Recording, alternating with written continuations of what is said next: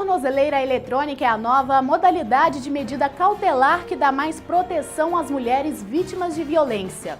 Empresa que administra o estacionamento do aeroporto de Goiânia é multada por não cumprir liminar.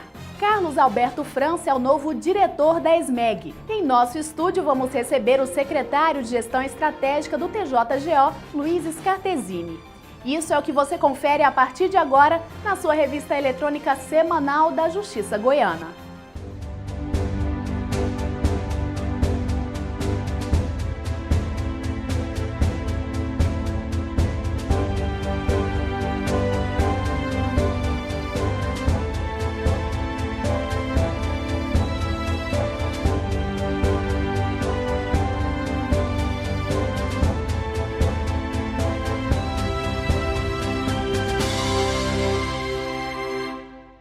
As tornozeleiras eletrônicas se tornaram grandes aliadas no cumprimento de medidas restritivas de liberdade. A modalidade tem sido usada para prevenir a violência contra a mulher. Confira.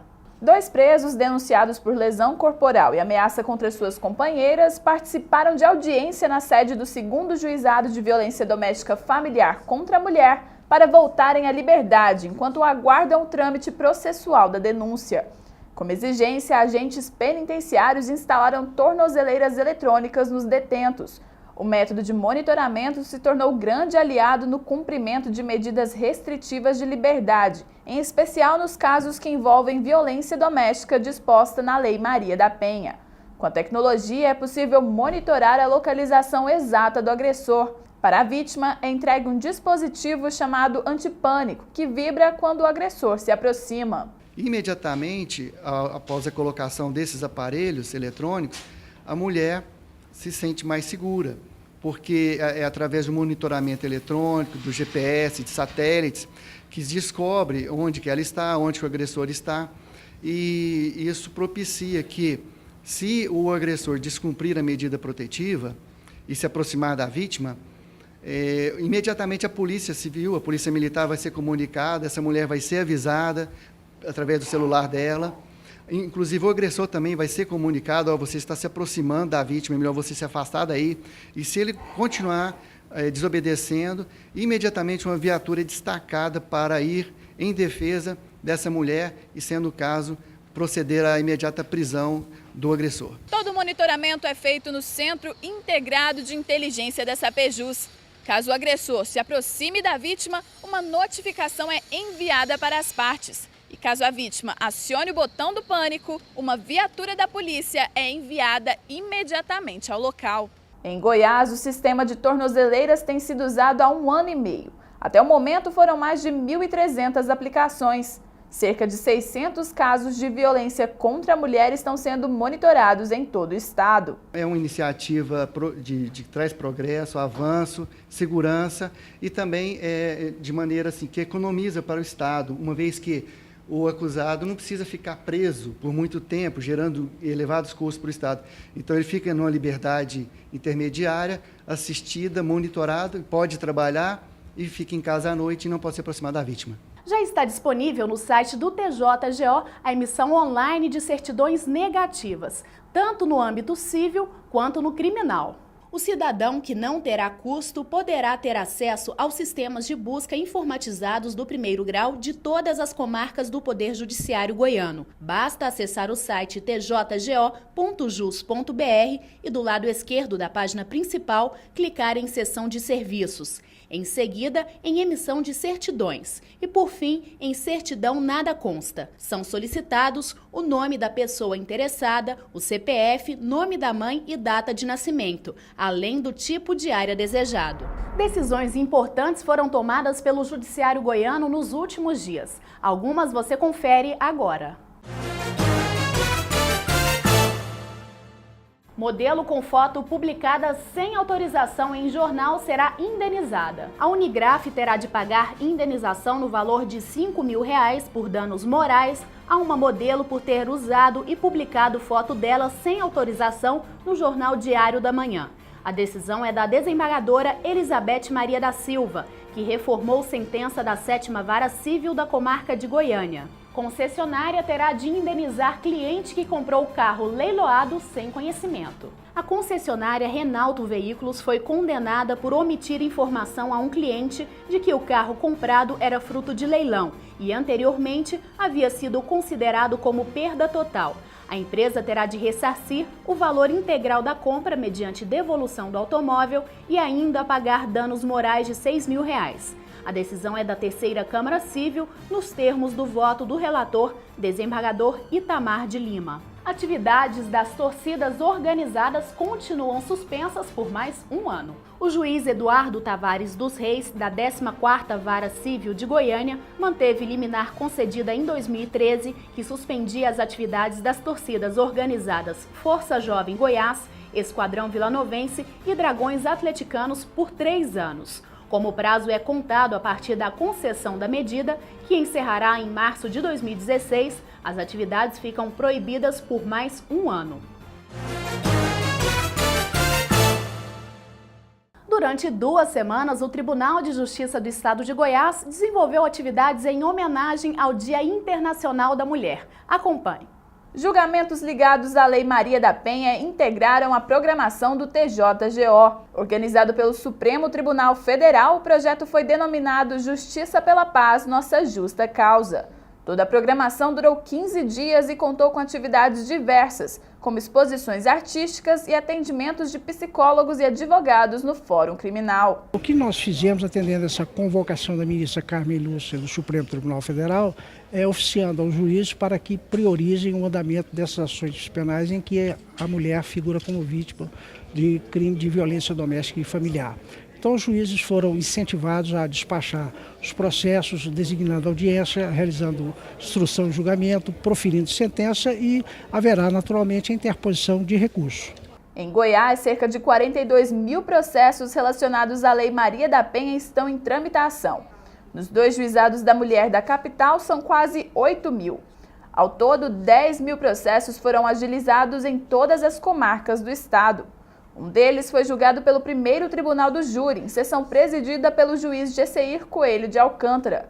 Gildeon Batista de Souza teria cometido homicídio contra a sogra, Graciete Inácio de Oliveira, em janeiro de 2009. O que a gente pode notar é que, infelizmente, há um crescimento muito grande no Tribunal do Júri de mulheres que são vítimas e que às vezes são envolvidas no mundo do crime, às vezes acusadas e, consequentemente, também se tornam vítimas em razão, muitas vezes, de envolvimento no tráfico de drogas e drogas no acerto de contas. Então, nós vemos que esse índice vem aumentando, infelizmente, aqui no nosso meio com julgamentos de mulheres vítimas. Para a Coordenadoria Estadual da Mulher, o balanço positivo das atividades em comemoração à data já faz com que o tribunal elabore programações futuras. Isso é o resultado da implantação da Coordenadoria da Mulher e Execução Penal. A partir de setembro foi implantada essa coordenadoria que está sob a minha presidência e ela é integrada por mais 4 magistrados e essa coordenadoria tem essa função precípua de acompanhamento e de traçar políticas para a agilização desses processos. Pausa para o break e na volta você confere. Empresa que administra o estacionamento do aeroporto de Goiânia é multada. É daqui a pouco.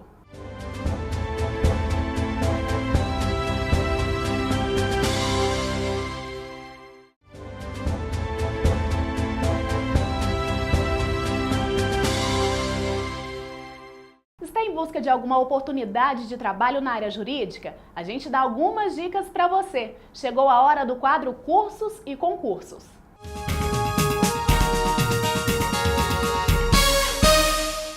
Foi publicado o edital de seleção de estagiários de diversos cursos para o TJGO. São 60 vagas, além de cadastro de reserva. Os estagiários receberão Bolsa Auxílio no valor de R$ 722, mais auxílio transporte. A inscrição é gratuita e pode ser feita até dia 17 de março no site do CIEE, ciee.org.br. Vão até dia 24 de março as inscrições para 6 vagas de juiz substituto, além de cadastro de reserva para o Tribunal de Justiça do Estado de Roraima. A remuneração para o cargo é de R$ 22.614. Inscrições e mais informações no site concursosfcc.com.br.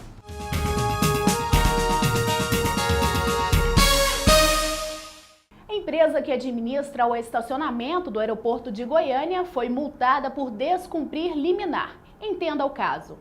Encontrar uma vaga para estacionar nas ruas próximas ao aeroporto de Goiânia é uma missão quase impossível. Algumas pessoas preferem uma paradinha rápida na rua de embarque e desembarque, mas como o espaço é pequeno, muitos carros acabam parando na pista dupla ou estacionando do lado esquerdo da via em local proibido, deixando o trânsito bem tumultuado. Outra opção é o estacionamento pago, mas além do preço salgado, o período de tolerância quando o cliente pode entrar e sair sem pagar é de apenas 5 minutos. Esse tempo é suficiente para alguém estacionar e deixar um passageiro? Não é o suficiente, é um abuso, sabe? Infelizmente é assim que a gente é tratado, sabe? Te cobram por um tempo que não é o suficiente, que não deveria ser 5, talvez 10 ou 15, sabe? Não pagam, não recolhem impostos por isso.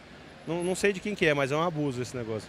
10 minutos de tolerância, como sugeriu o cliente Marcelo, era exatamente o tempo em que era praticado até janeiro desse ano. A redução para 5 minutos provocou revolta e uma ação judicial.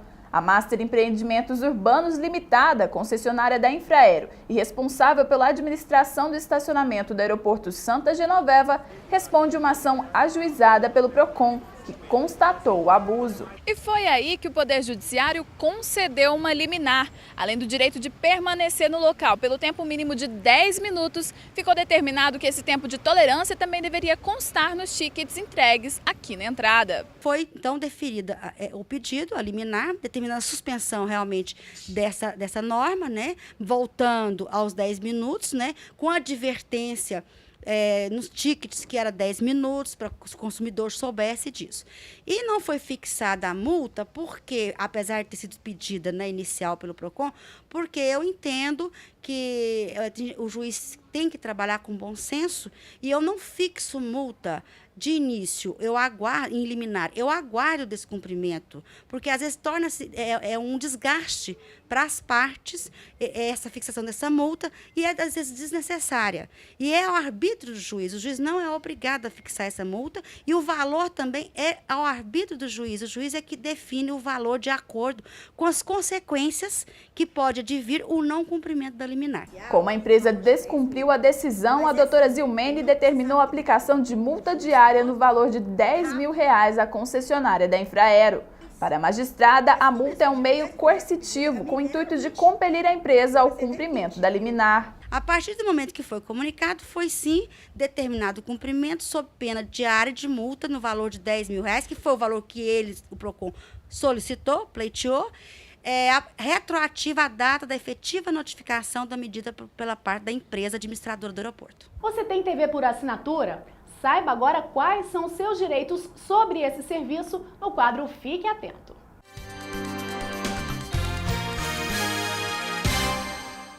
Como funciona a contratação desse serviço?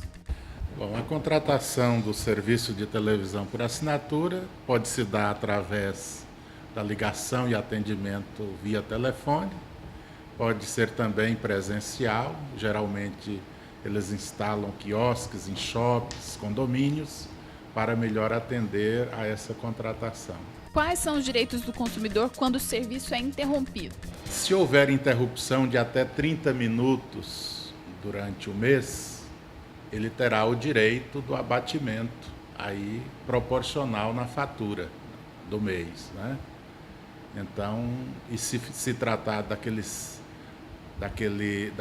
sistema de pay-per-view, né? Aí no caso ele terá direito ao ressarcimento integral da compra. A empresa pode retirar algum canal do pacote contratado sem informar o consumidor? O sistema de proteção, né, ao consumidor de televisão por assinatura, ele deve obedecer principalmente o Código de Defesa do Consumidor, Lei 8.078, né, de 90, principalmente o artigo 51, que trata das cláusulas abusivas, né? E também ele tem matriz aí nas resoluções da Anatel, que é a Agência Nacional de Telecomunicações, é a agência reguladora do setor. E a Anatel editou a Resolução 488 de 2007, que regulamenta os direitos, né, dos assinantes. E também uma outra resolução, a 581 de 2012, regulamenta o serviço de acesso condicionado, que é esse tipo de serviço. E, por fim, uma última resolução, a número 632 de 2014, regulamenta aí os direitos do consumidor de serviço de telecomunicações. Toda essa documentação é acessível no site da Anatel, né? E, então, com base nessas resoluções e no próprio Código de Defesa do Consumidor, está dito que não pode ser reduzido do pacote. O pacote é exatamente a contratação daqueles canais lá com o cliente, com o consumidor. Não pode haver redução nesses casos. A operadora pode suspender o serviço por inadimplência? Pode suspender o serviço por inadimplência, mas obedecido prazos e critérios que a lei estabelece. Primeiramente, pode haver uma suspensão de 15 dias, uma suspensão parcial, mantendo ainda aqueles canais obrigatórios, são canais educativos, também canais da TV Senado, TV Câmara, TV Justiça, universidades, etc. E depois dessa suspensão parcial, ela poderá suspender por 30 dias o serviço completo. E depois dessa suspensão total, depois de 30 dias, poderá haver então a rescisão contratual com a suspensão total do contrato. É possível que o consumidor fidelizado cancele o contrato antes do prazo sem pagar multa? A fidelização máxima de 12 meses, né? E se houver defeito na prestação do serviço, ele pode rescindir antes desse prazo sem sofrer qualquer sanção. Quando há divergências entre o valor do pacote e o que é cobrado pela operadora, o que fazer? A parte pode contestar esses valores e pedir a emissão de uma nova fatura com os valores corretos. E se porventura ela tiver pago já essa fatura, ela pode pleitear então a restituição em dobro, que pode ser através de crédito na próxima fatura ou até mesmo restituição através do sistema bancário. Neste caso, ela tem até o prazo de 3 anos para fazer essa reclamação.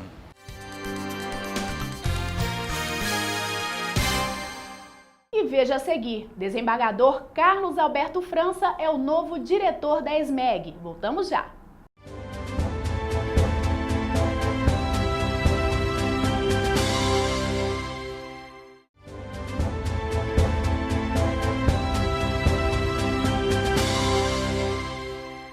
O desembargador Carlos Alberto França é o novo diretor da ESMEG. Confira agora como foi a cerimônia de posse. O desembargador Carlos Alberto França foi empossado como diretor da Escola Superior de Magistratura do Estado de Goiás. O juiz Jerônimo Pedro Vilas Boas assumiu como vice da instituição. A solenidade de posse contou com a presença da juíza Maria Socorro de Souza Afonso da Silva, que foi diretora da última gestão. Os nossos projetos, pelo menos aqueles básicos, nós conseguimos implementar. Isso porque tivemos uma assessoria realmente comprometida, o apoio dos colegas, o apoio do tribunal, enfim, foi um trabalho de equipe, foi um trabalho conjunto. Razão porque nós conseguimos, pelo menos assim, em grande parte, alcançar aquilo que nós nos propomos. A cerimônia foi realizada no auditório da Associação dos Magistrados do Estado, a ASMEGO.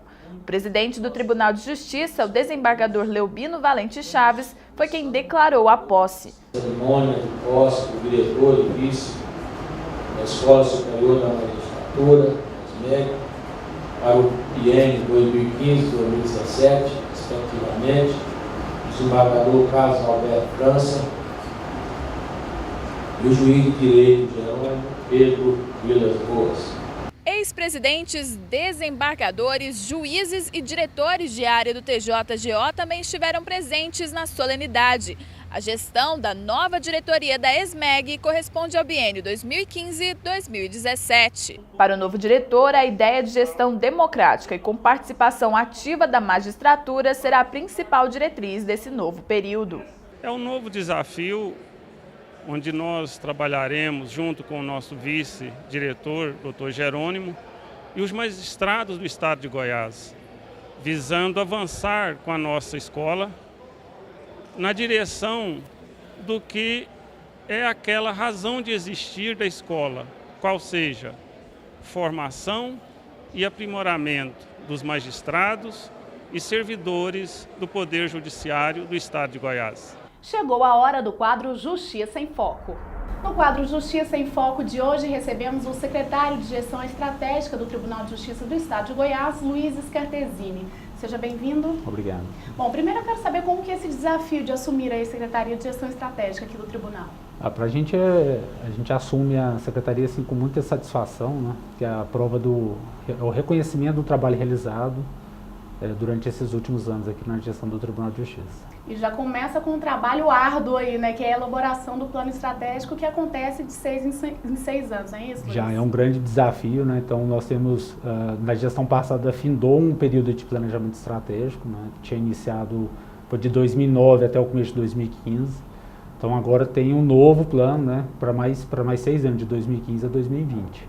E essa responsabilidade, como é que é, Luiz? Principalmente porque o Tribunal de Justiça aqui de Goiás, ele atendeu muito bem as expectativas, né, do plano anterior. Então, a tendência é melhorar cada vez mais. E para isso tem que fazer um plano muito bem feito. Essa é a nossa expectativa, né? O Tribunal de Goiás, ele sempre esteve na vanguarda de planejamento estratégico entre os tribunais, né? Então, aqui já tem uma experiência desde 2007 com elaboração de plano estratégico.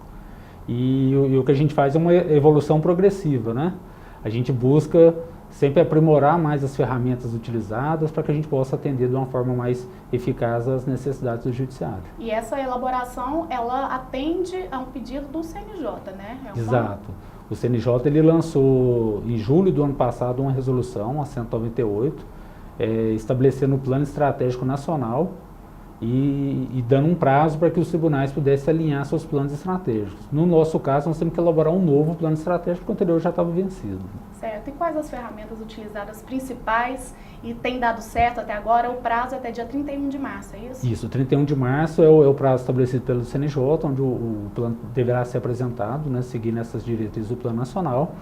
E nós estamos utilizando as ferramentas mais moderna de gestão estratégica, de planejamento estratégico, né? A gente utiliza a metodologia do Balancing Scorecard, metodologia desenvolvida nos anos 90, simples, assim, tem um nome difícil, mas ela é bem simples de uso, onde a gente trabalha com análise de cenários, né? Nós realizamos recentemente a chamada análise SWOT, né? Então, análise de cenário, com as características do nosso público interno, a visão do nosso público interno e o público externo sobre características internas do Tribunal de Justiça. É como se fosse uma pesquisa? É como se fosse uma pesquisa para identificar, ver a percepção dos diferentes atores que são envolvidos no Judiciário, a percepção de cada um deles de como que o Tribunal de Justiça está. E então, esse conteúdo, ele foi realmente preciso para ter diretrizes mesmo para traçar esse plano estratégico? Resultados bastante satisfatórios, né? Então, essa análise SWOT ela é uma das ferramentas utilizadas para fazer análise desse cenário. Então, nós utilizamos outras ferramentas também. Então, o ano passado, o Tribunal de Justiça realizou uma pesquisa de satisfação dos usuários da Justiça. Então, nós utilizamos aquilo ali como subsídio também. Nós analisamos as manifestações escolhidas pela ouvidoria, nós utilizamos isso também. Né, que é um canal de comunicação bem direto. Bem direto, bem eficiente, né? E também utilizamos os resultados das discussões que os magistrados e servidores realizaram no Fórum de Planejamento, né, realizado na cidade de Pirenópolis no ano passado. Certo. Luiz, só para a gente finalizar, qual foi seu grande desafio à frente da Secretaria? Olha, o grande desafio é elaborar um plano estratégico que atenda às necessidades do judiciário. O plano do CNJ ele tem um foco na efetividade da prestação jurisdicional. Então, nosso grande desafio é vir com as iniciativas estratégicas, né, com os projetos, as ações que vão alcançar essa efetividade. Então, nós temos aí um prazo de 6 anos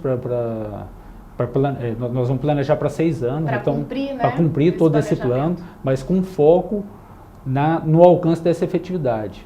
Para a gente alcançar isso, as nossas ações elas vão ter que ser mais eficazes e eficientes, né? Então, nós temos que aumentar a eficiência do nosso trabalho para que a gente tenha um resultado correto e possa alcançar a sociedade. E é um planejamento também que tem que ser feito visualizando lá na frente, né? Sempre porque 5 anos, 6 anos são muita, né? É um tempo razoável, né? Então já tem que dar uma olhada lá para frente para ver o que vai ser preciso. Esse desafio nosso é trazer para o presente aqui o que a gente deseja ter no futuro, né? Então é como a gente fizesse um exercício de de adivinhação, né? Então, o que a gente deseja no futuro, então o que nós temos que um fazer aqui no presente aqui para que eu possa alcançar no futuro e não seja simplesmente uma adivinhação, mas que seja direcionado, né? Por isso que existem as ferramentas, né? Então, a gente utiliza as ferramentas para poder direcionar a nossa ação e alcançar esse objetivo futuro.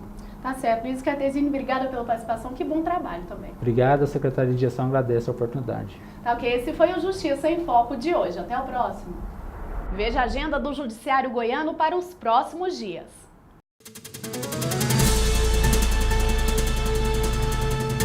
No dia 19, às 10 horas da manhã, acontece mais uma audiência do programa Pai Presente no auditório do Tribunal de Justiça. Nos dias 24, 25 e 26 de março, o mutirão previdenciário chega à comarca de Goianésia. Vai até o dia 31 de março a exposição A Graça das Araras, com pinturas da artista plástica Graça Estrela. Os quadros estão expostos no hall do TJGO.